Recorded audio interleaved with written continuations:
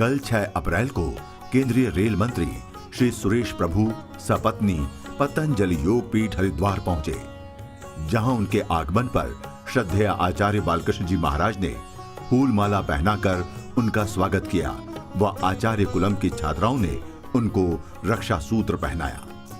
इस स्वागत सत्कार के पश्चात माननीय मंत्री जी श्रद्धेय आचार्य जी के साथ पतंजलि योग पीठ स्थित सभागार में पहुंचे, जहां उनके स्वागत व अभिनंदन के लिए एक कार्यक्रम का आयोजन किया गया था, जिसमें पतंजलि विश्वविद्यालय, पतंजलि आयुर्वेद महाविद्यालय व आचार्य कुलम के छात्र छात्राएं तथा संस्थान के सहकर्मियों ने उत्साह के साथ भाग लिया। श्रद्धेय आचार्य बालकृष्ण जी, माननीय मंत्री जी व अन्य गणमान्य अतिथियों ने दीप प्रज्वलन कर इस कार्यक्रम का विधिवत शुभारंभ किया तथा आचार्य कुलम के छात्रों ने वैदिक मंत्रोच्चार के साथ श्रद्धा सूक्त गाकर अपने अतिथियों का स्वागत किया।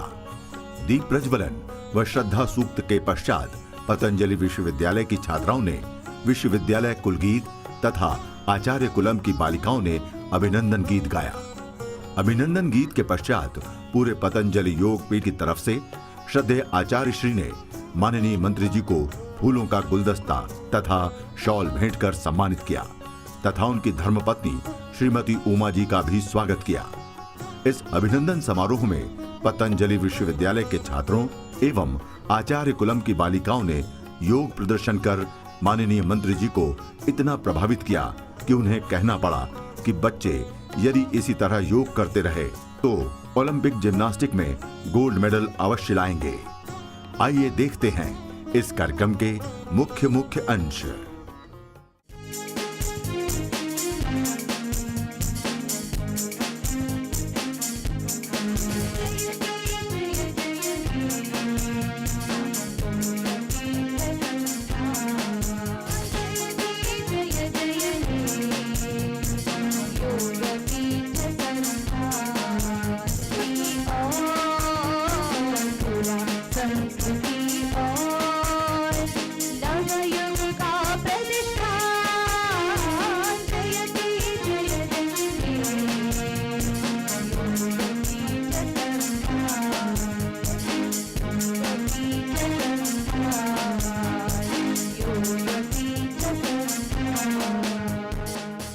अभिनंदन है अभिनंदन, करते आपका अभिनंदन।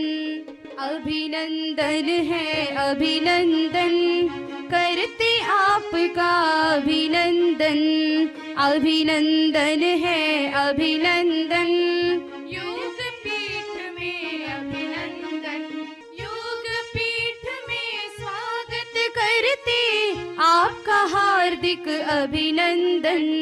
योग पीठ में स्वागत करते आपका हार्दिक अभिनंदन। शीतल बूंदों की फुहार में सफल आपका हो जीवन। शीतल बूंदों की फुहार में सफल आपका हो जीवन।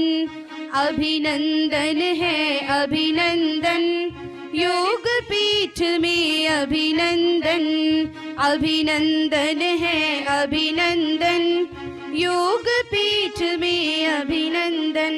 स्वागतम शुभ स्वागतम, स्वागतम शुभ स्वागतम।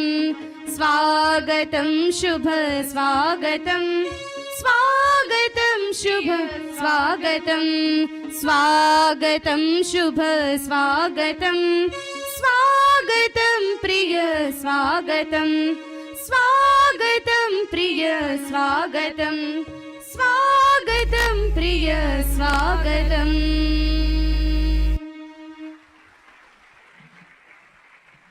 अब मैं पतंजलि योगपीठ के माननीय महामंत्री, पतंजलि विश्वविद्यालय के माननीय कुलपति परम श्रद्धेय आचार्य जी से निवेदन करूंगा कि आज के हमारे अतिथि महानुभावों के लिए स्वागत के और परिचय के अपने शब्द प्रस्तुत करें। आज पतंजलि योगपीठ परिवार प्रसन्न है, हर्ष की अनुभूति हो रही है। आज श्रद्धेय स्वामी जी हमारे मध्य स्थूल रूप में नहीं है, सूक्ष्म उनकी उपस्थिति में श्रद्धेय स्वामी जी ने कहा था कि प्रभु जी आ रहे हैं, ध्यान रखना। तो प्रभु तो दुनिया का ध्यान रखता है, तो हमारी ड्यूटी थी आज प्रभु जी का ध्यान रखने की। और प्रभु जी तो पधारे, उमा जी को लेकर के आए, तो उमा जी साथ में हैं। तो हमारे सुरेश प्रभु जी माननीय रेल मंत्री हैं और उमा जी साथ में हैं, क्योंकि कभी कभी भगवान लोग गड़बड़ करने लगते हैं तो भगवतियाँ जो है ना पटरी पर लगा देती हैं। तो ये तो वैसे अच्छे देवता हैं, पर देवी जी साथ में इसलिए और अच्छा हो जाएगा।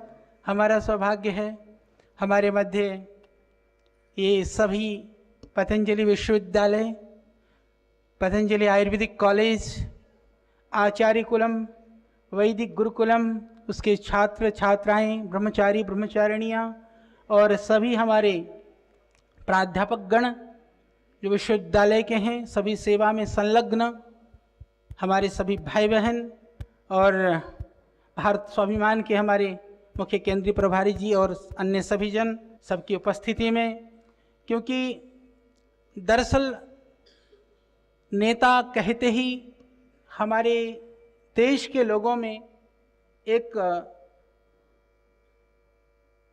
मानसिकता इस रूप में होती है कि संभवतः नेतागिरी करने वाले लोग, वह उनकी जो पृष्ठभूमि है वो हमको ऐसा लगता है कि वह थोड़े से अलग होते हैं। पर माननीय प्रभु जी के विषय में मुझको बात कहते हुए प्रसन्नता है कि हमको पता चला कि आप जब अपने सबसे पहले जो अपना कैरियर है, अपना जो जीवन है, वह एक चार्टर्ड अकाउंटेंट के रूप में, सीए के रूप में प्रारंभ किया। और ये सब बच्चों के लिए और सभी विद्यार्थियों के लिए इस रूप में आप प्रेरणा ले सकते हैं कि आप पूरे देश के अंदर 11वीं रैंक आपकी आई। प्रभु जी सही कह रहा हूँ ना? तो यह एक प्रतिभाशाली योग्यतम छात्र रहे हैं अपने ज़माने के, अपने समय के। तो इतनी प्रतिभा संपन्न होने के साथ साथ में इन्होंने उस प्रतिभा का पूरा आनंद भी उठाया। बहुत कम लोग होंगे जो दुनिया के 100 से ज़्यादा देशों में जिन्होंने भ्रमण किया है। हमारे माननीय केंद्रीय रेल मंत्री जी ने 100 से ज़्यादा देशों का भ्रमण ही किया। न केवल भ्रमण किया, अभी तो बड़ी बात यह है कि दुनिया के 16 से ज़्यादा देशों में, 16 से जो ज़्यादा संस्थाओं में, जो प्रतिष्ठित संस्थाएं हैं दुनिया की, उनके साथ अपने विविध कार्यों में जुड़ करके कार्य भी किया। यह बड़ी बात है। तो जो आपकी दृष्टि है, आपका विजन है, और जो इस तरह के कार्यों में लगे होते हैं, उनको समय कम होता है, पर माननीय प्रभु जी ने लगभग, मैं समझता हूँ कि दर्जनों रिसर्च पेपर, रिसर्च आर्टिकल्स भी आपके प्रकाशित हुए हैं। यह इनका बहुत बड़ा योगदान है। और राजनीतिक क्षेत्र में भी माननीय अटल बिहारी वाजपेयी जी के सरकार में विविध मंत्रालयों में आप मंत्री रहे, आपका पुराना अनुभव है। और जैसे अभी भाई संजय जी कह रहे थे कि एशिया वीक जो है उसने भारतवर्ष के भविष्य के 3 नेताओं में आपकी गणना की है। निश्चित रूप से हमको विश्वास है हमारा भारतीय रेल आपके हाथों में बहुत उन्नति करेगा और देश के नेतृत्व में आपकी बहुत बड़ी भूमिका होगी, यह हमको पूरा विश्वास है और हमारी पूरी आशा है। और इतना कुछ करते हुए भी, क्योंकि सामाजिक सरोकार से जुड़े हुए आपका व्यक्तित्व, वह बचपन से ही सामाजिक कार्यों के प्रति आपकी बहुत अभिरुचि रही है, और इस वजह से आज भी सब कुछ होते हुए भी आपने बहुत कुछ सामाजिक संस्थाओं से जुड़ करके विविध पदों में रह कर के भी आज सेवाएं दे रहे हैं। ये हम सब के लिए बहुत ही गर्व और गौरव की बात है। मैं आपको पुनः इस पतंजलि योगपीठ परिवार में और पूरे रेलवे बोर्ड के सब अधिकारीगण भी आपके साथ हैं, क्योंकि घर के सदस्य भी, परिवार की मेंबर भी साथ में हैं बहन जी, और दूसरा रेल परिवार है उसके सदस्य भी यहाँ पर हैं। पुनः आप सबका मैं स्वागत करता हूँ, आपका अभिनंदन करता हूँ। यह पतंजलि योगपीठ परिवार, इसके संदर्भ में आप जानते ही हैं, यह 5 जनवरी को छोटे से एक स्थान से, कनखल से प्रारंभ हुआ।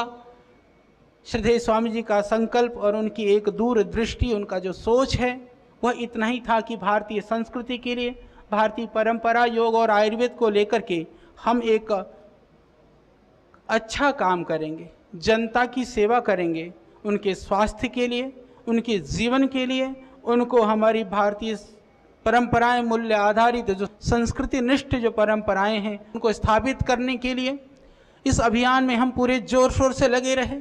बहुत सारे उतार चढ़ावों को हमने देखा, विविध तरह के अनुकूलताओं, प्रतिकूलताओं का भी संघर्ष और सामना करना पड़ा। करते रहे, यात्रा आगे बढ़ती रही। श्रद्धेय स्वामी जी ज्यों ज्यों गांव, खेत खलिहान से लेकर के सुदूर आदिवासी वनवासी क्षेत्रों में पहुंचते रहे, तो उनका मन इसको देख करके कि हमारी जो व्यवस्थाएं हैं वो बहुत अच्छी नहीं है, समाज के अंदर विषमताएं हैं, असमानताएं हैं, या एक दूसरे को देख करके हमारे मन में प्रसन्नता नहीं, एक दूसरे के लिए कहीं राग द्वेष की स्थितियां हैं, इन सब को देख करके उनका मन द्रवित हुआ। श्रद्धेय स्वामी जी ने यह सोचा कि एक एक व्यक्ति के पास जा करके एक एक के जीवन को मैं कितना सुधार पाऊंगा, एक संस्था के माध्यम से मैं कितना कार्य कर पाऊंगा, इसके लिए अच्छा है इस देश की जो व्यवस्था है, इस देश का जो सिस्टम है, जिस ढर्रे पर हमारा राजनीतिक जो एक सिस्टम चल रहा है, यदि वह बदल जाए, इस देश के अंदर ऐसी सत्ता, ऐसे शासक बैठे जो देश के लिए सोचते हों, देश की जनता के लिए सोचते हों, और जनता से जुड़े हुए, उनके जड़ से उनके साथ में जुड़े हुए लोग हों, ऐसा सोच करके श्रद्धेय स्वामी जी ने व्यवस्था परिवर्तन का महाअभियान, एक ऐसा अभियान, आज हम व्यवस्था परिवर्तन के, सत्ता परिवर्तन के इस अनुकूल वातावरण में है जब तो कल्पना करना भी कठिन था। कुछ लोग ऐसे थे जिनके विषय में कुछ बात करना भी बहुत गुनाह समझा जाता था। श्रद्धेय स्वामी जी ने सबसे पहले वहीं से उन लोगों को लक्ष्य करते हुए ये कहा कि देश की दुर्दशा का कारण और कोई नहीं, तुम लोग हो। ये बहुत बड़ी चुनौती, और एक तरह से मैं कहूँ कि एक योगी होने का सबसे बड़ा प्रमाण यह था, क्योंकि लोग कहते थे बाबा तेरे पास तो बहुत कुछ है, इतनी बड़ी संस्था है, इतना बड़ा संगठन है, इतने सारे लोग हैं, और तेरे को ये क्या पागलपन है कि तेरे को ये बात करने की जरूरत है। राजनीति की बात या व्यवस्था परिवर्तन की बात, आंदोलन की बात वो किया करते हैं जिसके पास कुछ नहीं होता है। झोला उठाया, आज इनको गाली दे दी, कल उनको दे दी, और चली तेरे पीछे तो इतना सारा ताम झाम है, इतनी बड़ी संस्था है, तेरे को ऐसा नहीं करना चाहिए। मैं आज इस बात को पूरी दृढ़ता के साथ कह सकता हूं कि बहुत मुश्किल से कोई ऐसा व्यक्ति था जो ये कहता हो कि स्वामी जी जो आप कर रहे हैं सही कर रहे हैं। ज्यादातर हमको यही सलाह देते थे कि हम आपको सलाह दे रहे हैं कि जो आप कर रहे हो वो गलत कर रहे हो। पर एक योगी, उसका योगी का संकल्प, उसकी जो दूरदृष्टि है वह एक योगी ही समझ सकता है। श्रद्धेय स्वामी जी ना रुके, ना झुके, ना प्रलोभनों में, ना अपमान में। कितने तरह से अपमानित करने का प्रयास किया गया, इवन यहाँ तक कि प्राण को भी एक तरह से खत्म करने का भी प्रयास किया। परंतु उन्होंने जो संकल्प लिया था, अपने संकल्प के प्रति मैं समझता हूं कि परमपिता परमात्मा की ऐसी कृपा रही, पूरी दृढ़ता के साथ उसमें अडिग रहे। सब कुछ, सारे जो मान अपमान और जो भी जहर और विष था, एक शंकर की तरह से वो पी गए, और पीते हुए इस दुनिया को, इस देश को एक सुंदर स्थिति में पहुंचाने के लिए, लोगों के जीवन में सुखद स्थिति लाने के लिए, एक जो उनका जो सोच, एक दृष्टि थी, उसको पूरा करने के लिए एक योगी ने सब कुछ आहूत कर करके, और हमको इस बात को कहते हुए खुशी है, संपूर्ण देशवासियों का आशीर्वाद है, पुरुषार्थ है।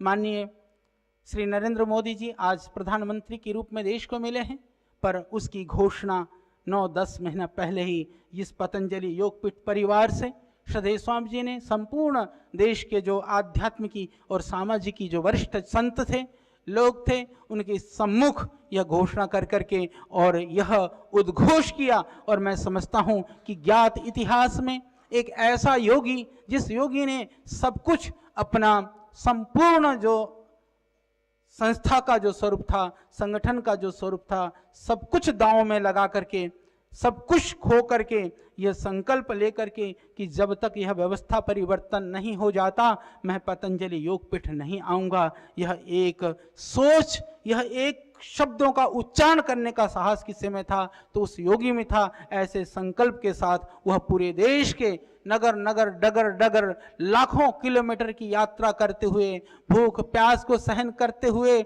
न समय पर खाना न सोना, प्रतिदिन लाखों लाखों लोगों के साथ संवाद करते हुए एक कोने से दूसरे कोने तक पहुंचते रहे।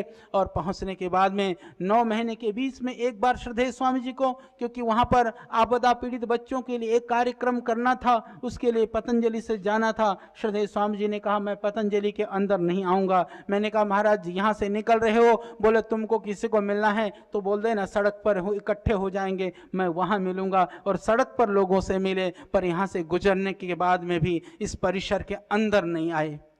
इतनी दृढ़ इच्छा शक्ति, इतना दृढ़ संकल्प वह सामान्य व्यक्ति में नहीं हो सकता है, सामान्य आदमी में नहीं हो सकता है। जो दुनिया की पदार्थों की लालसा रखता हो वह व्यक्ति इस तरह के त्याग की कभी कल्पना नहीं कर सकता, क्योंकि यह पतंजलि योगपीठ तो त्याग के बुनियाद पर खड़ा है। इसीलिए इसके जो संस्थापक है वो सर्वस्व त्याग करके भी देश और संस्कृति की बात सोच सकते हैं। इसके ज्वलंत उदाहरण श्रद्धेय स्वामी जी का विगत इतिहास और कार्य को देखें तो हमको महसूस होगा।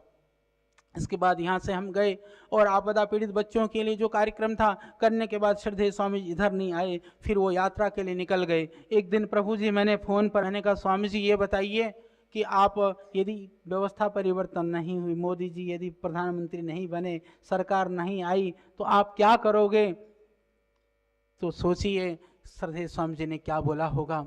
श्रद्धेय स्वामी जी ने कहा ऐसा है, अवश्य बनेंगे प्रधानमंत्री। फिर मैंने पूछा नहीं बने तो? बोले मैं कह रहा हूँ परिवर्तन होगा। और श्रद्धेय स्वामी जी ने तब कहा था कि करीबन 350 से 350 के बीच में जो है जीत करके आएंगे। जो एनालिसिस करने वाले लोग हैं वो 200 सवा 200 तक ही पहुंचते थे, स्वामी जी 100 से ज़्यादा। कई लोगों के बीच में बात होती थी, बोले बाबा ये 350 कैसे बनते हैं, हिसाब लगा करके बताओ। श्रद्धेय स्वामी जी कहते थे मैं कह रहा हूँ बनेगा। फिर हमारे मन में भी शंका थी, हमने फिर भी कहा महाराज जी यदि सरकार नहीं बनी तो क्या करोगे? फिर कहने लगे क्या करूंगा, 5 साल में और इसी तरह से देश के कोने कोने में भ्रमण करूंगा और लोगों को जगाता रहूंगा। यह भी कोई योगी कह सकता था।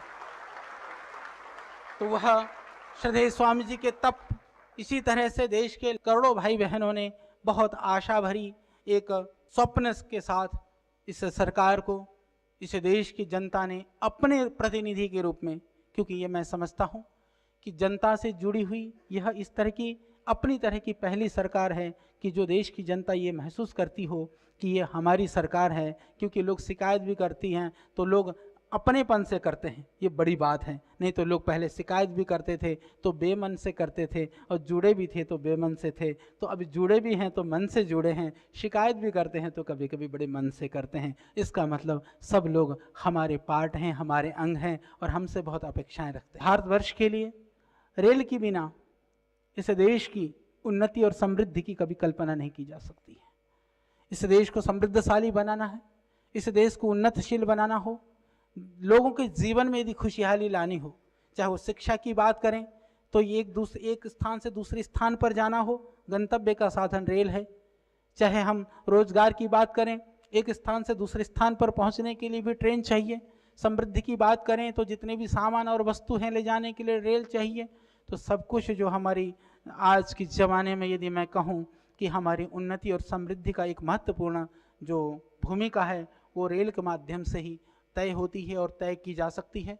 ऐसे महत्वपूर्ण एक विभाग पर संपूर्ण जिम्मेदारी को निभाते हुए, और मैं समझता हूँ कि माननीय प्रधानमंत्री जी ने, क्योंकि आपको स्पेशली कह कर कि आइए आप इसको देखिए, इसको आगे बढ़ाइए, तो उनका जो माननीय प्रधानमंत्री जी का जो विज़न है उस विज़न को एक मिशनरी की तरह से उसको प्रैक्टिकल धरा पर उतारने का कार्य आपके हाथों से होगा। और हम सब देशवासी उस दिन को देख पाएंगे जब पता चला कि आप आ रहे हैं। मेरे पास तो वैसे भी कई लोग पूछते रहते हैं, फ़ोन करते रहते हैं, बोले हरिद्वार में सारी दुनिया के लोग आते हैं, सारे देश के कोने कोने से लोग आते हैं, सब जगह के लिए ट्रेन क्यों नहीं है? मैंने कहा सारे देश के लिए भी तो ज़रूरत है, हरिद्वार के लिए भी ट्रेन आएंगी।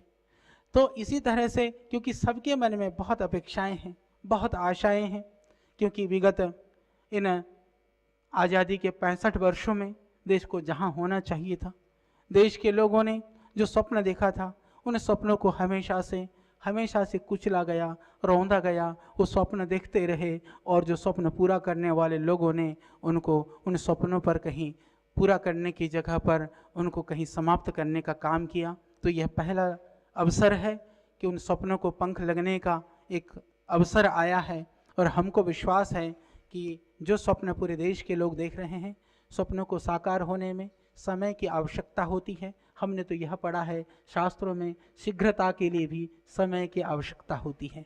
यानी हम शीघ्रता की कदर करते हैं, पर समय की अपेक्षा तो सभी रखते हैं। तो इसी भाव से पूरी द्रुत गति से आप लगे हुए हैं। हमारी बहुत शुभकामनाएं हैं आपको, और पूरे पतंजलि योगपीठ परिवार की ओर से, हमारे नन्हे मुन्ने बच्चों से लेकर के प्रबुद्ध जितने भी हमारे भाई बहन हैं, सभी की ओर से, और पूरे देश के अंदर पतंजलि योग समिति और भारत स्वाभिमान के संगठन के रूप में जुड़े हुए हमारे लाखों कार्यकर्ताओं की ओर से आपका बहुत बहुत अभिनंदन, बहुत बहुत स्वागत। और हम तो आपको वहाँ रेलवे में देख करके अपना ही प्रतिनिधि, अपना प्रतिबिंब श्रद्धेय स्वामी जी का बहुत आपके प्रति भावनाएं हैं, और श्रद्धेय स्वामी जी आपके लिए जरूर ये कहते हैं, मैंने एक बार कहा प्रभु जी पूरी टीम को लगा करके लग गए। इस तरह से आपकी प्रति भावनाएं हैं, उनकी बहुत आशाएं हैं। श्रद्धेय स्वामी जी का बहुत आशीर्वाद है, और श्रद्धेय स्वामी जी का जिस तरफ उनकी भावनाएं वो होती हैं, तो हम सब तो पीछे पीछे हैं, क्योंकि हमारे इंजन तो श्रद्धेय स्वामी जी हैं, बाकी तो हम सब डिब्बे हैं। तो डिब्बे तो जिधर इंजन जाएगा उधर ही जाएगा, तो हम तो आपकी तरफ ही हैं। तो यह रेल हमारे लिए सुखद हो, ये एक अद्भुत कार्य भारतवर्ष के लिए हो, और जो अपार संभावनाएं हैं, अपार आशाएं हैं, अपार स्वप्न हैं, वह पूरे हों। इन्हीं भावनाओं के साथ मैं अपनी वाणी को विराम देते हुए, क्योंकि आज का एक छोटा सा कार्यक्रम था, तो मैं पुनः अब आपको आमंत्रित आहूत करता हूं कि कुछ शब्दों से पतंजलि योगपीठ परिवार को उत्साह और पूरे देश के लिए आप अपनी ओजस्वी वाणी से एक प्रेरणा प्रदान करेंगे। माननीय मंत्री जी। बहुत सालों से मेरी एक ख्वाहिश थी, इच्छा थी कि जहाँ से ऊर्जा का निर्माण होता है, ऐसे स्थान पर जाके ऊर्जा निर्माण कैसी होते है उसका अनुभव लेने के लिए कभी बाबा जी के आश्रम पे आना चाहिए। वैसे मैं देश का ऊर्जा मंत्री भी था, लेकिन हम जो ऊर्जा का निर्माण करते हैं वो ऊर्जा सही ऊर्जा नहीं है। समाज को चलाने वाली, व्यक्ति को प्रेरणा देने वाली और पूरे जीवन नाम की जो एक प्रक्रिया चलती है उसको आगे ले जाने वाली सही ऊर्जा जहाँ पैदा होती है, ऐसे जगह पे जाने की मेरी ख्वाहिश थी। और इसलिए आज मैं मुझे खुद को बहुत ही सौभाग्यशाली मानता हूँ कि ऐसे स्थान पर आने का मौका मुझे मिला।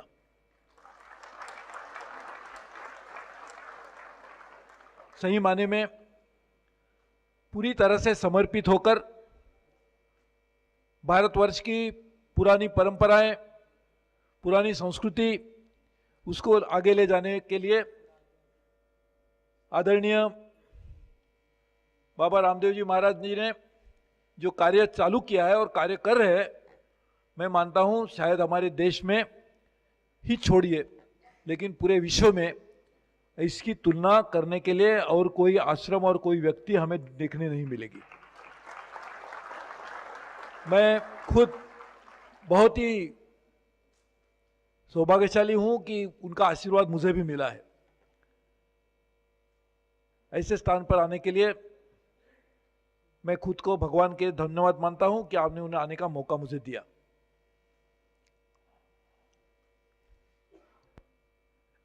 आपने सही कहा कि रेल देश को जोड़ने का काम करती है।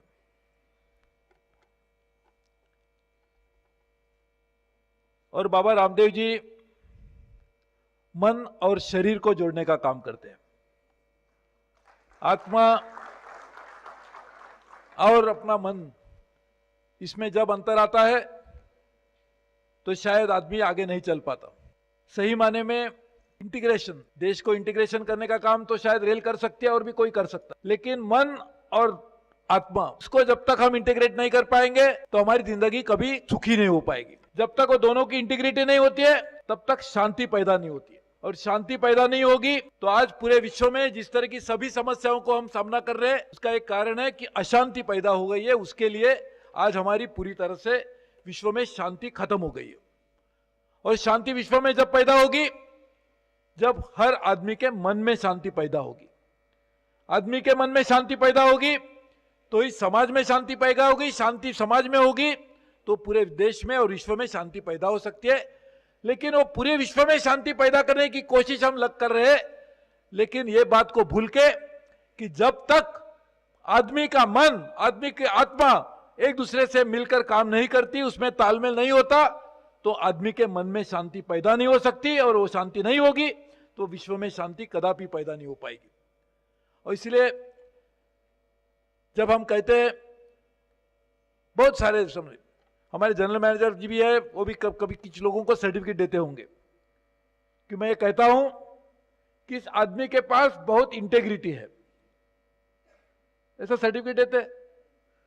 इंटेग्रिटी के लिए, सर्टिफिकेट के लिए सब बच्चे घूमते, टीचर भी सर्टिफिकेट देते होंगे, लेकिन बहुत कम समय हम पूछते हैं हमें अपने आप को कि इंटीग्रिटी क्या होती है।